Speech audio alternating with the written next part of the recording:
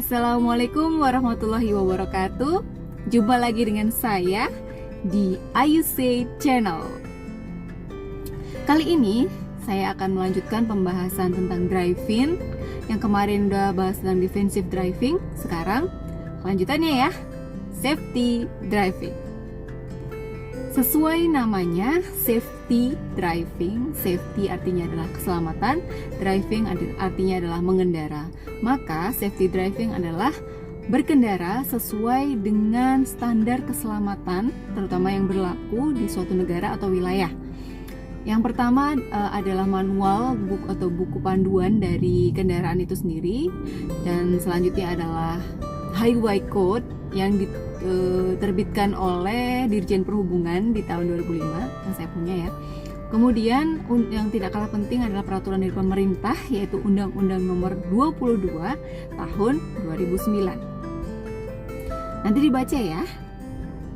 Actually saya tuh sudah lama sebenarnya nggak nyetir lagi, yang terutama ya karena mulai merebaknya virus corona di Wuhan sejak Desember 2019. Jadi mulai bulan Januari ya saya udah praktis tidak keluar kemana-mana, mulai membatasi diri sebelum memang diumumkan pandemi di bulan Maret ini. Namun tidak ada salahnya kalau kita tetap belajar tentang driving ya. Nanti selagi sudah kondisi aman, kita bisa mempraktekannya di jalan. Safety driving dapat dilihat dari yang pertama, pengendara atau sopir atau pengemudi kendaraan tersebut.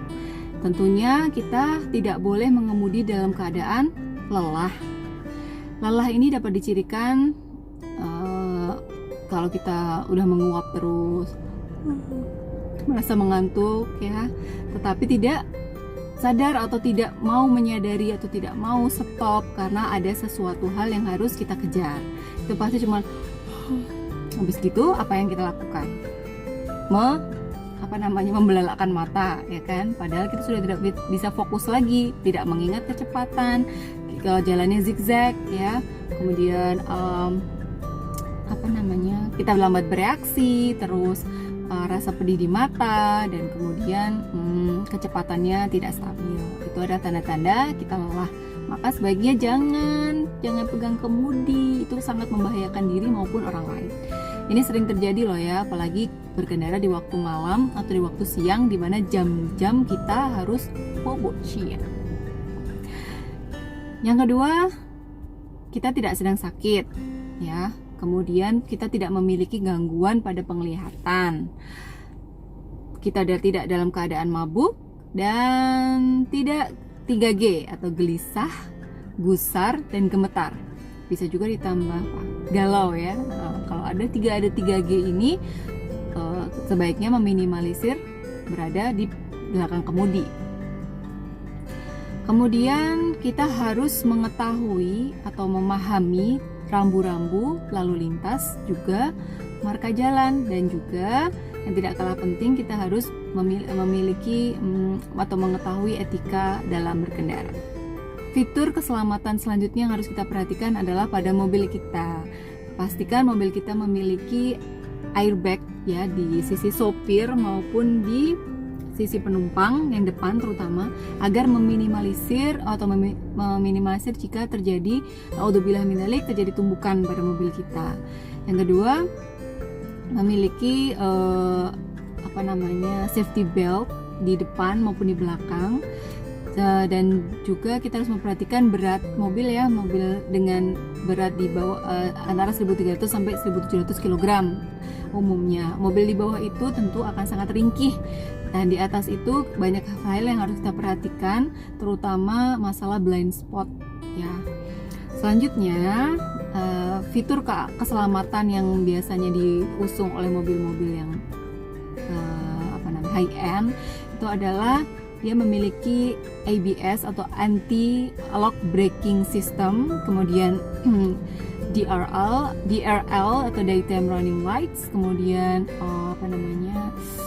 overspeed warning system, dan adanya jaring penahan di jok penumpang belakang.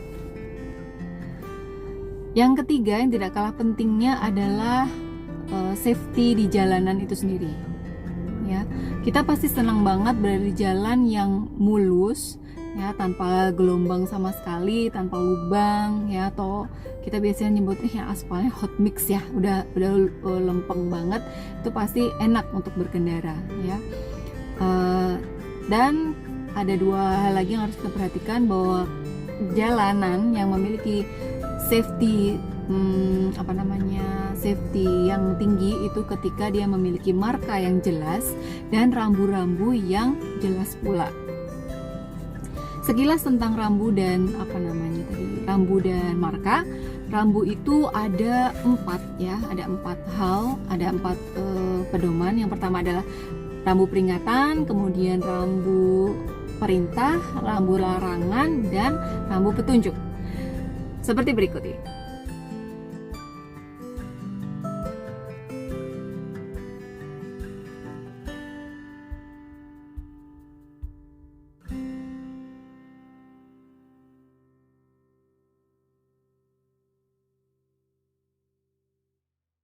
Selanjutnya adalah marka ya. Marka jalan itu kita bisa lihat di garis putih atau garis kuning yang ada di tengah maupun di samping, sehingga kita bisa memedomani terutama ketika malam hari dan atau hari gelap dan mendung ya. Kita butuh sekali marka jalan itu, apalagi ada marka kejut. Jadi kalau ngantuk atau lelah, kita bisa dikejutkan oleh marka kejut itu. Oke, demikian singkatnya. Untuk lebih jelasnya bisa dilihat di tadi ya, Highway Code by Dirjen Hub dan Undang-Undang Nomor 22 Tahun 2009 ya. Namun kita jangan praktek sekarang ya guys, karena ini masih ada pandemi corona, sehingga please stay at home and be productive from home. See ya. Wassalamualaikum warahmatullahi wabarakatuh.